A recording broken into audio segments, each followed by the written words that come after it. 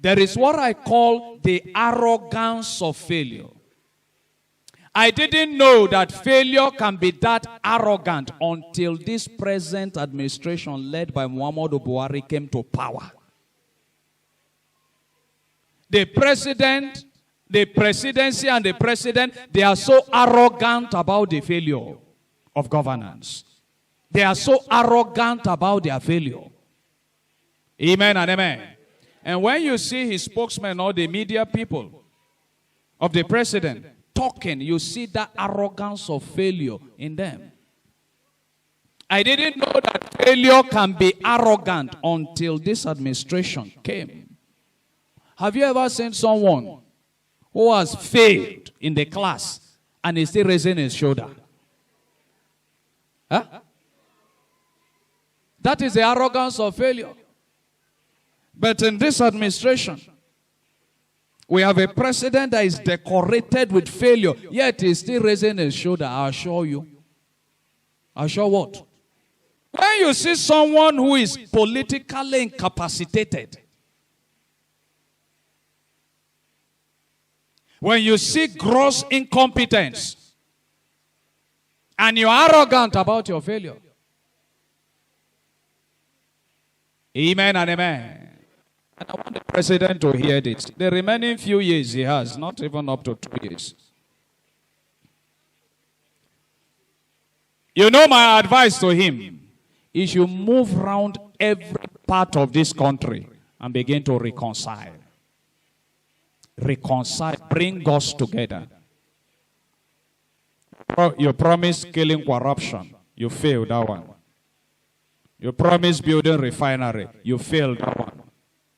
You promised creating jobs. How many million jobs for the youth? You failed that one. You promised of making $1 to 1 naira. You failed that one. You promised of crushing Boko Haram under 3 months. You failed that one. All he needs to do is to tour around every part of this country, reconcile us, and bring us together. Then go and rest. Arrogance of failure. And as a nation, we have become so divided than ever before. Why? Because we have leaders who are arrogant. You know, Nigeria, we don't only have bad leaders, we have bad followers. We have bad followers. Because if we were in a sane climb, the mess that this country is into, nobody will tolerate it. Nobody will tolerate the nonsense that is going on. As a nation, we are no longer living as one. And when you go to look for job or employment, you are reminded of where you come from. Amen and amen. And what do you say integrity? What is integrity? You told us, I'm for everybody, I'm for nobody. In words, but we've not seen that in your action. And you move around. You say people should be patient with it. This is the most excused president in Africa. Is the most excused president in Africa. I didn't know that failure can be proud. There can be serious pride in failure. The arrogance of failure is what I'm seeing in this administration. We are no longer living together as one. We are no longer living together as a family. And when you see people who come on the television to defend Mr. President, you see that arrogance of failure in them. No, you can defend anything in life, but you can't defend failure. You can't change that name, failure. Am I talking to somebody here this morning? Praise the living. I'm pained as I'm talking to you. Because the Lord has done more than enough for us as a nation. Why are we not progressing? Because we have leaders that are incompetent. Gross incompetence. Gross incompetence. It's painful as I'm talking to you. Just imagine that you have a family that all of you are divided. You don't agree. Can that family move? Can that family progress? No.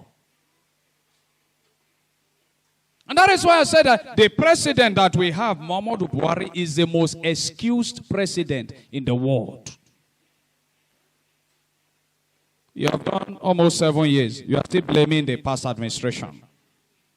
7 years. When you begin to identify with people that have failed in life, you begin to behave like a failure.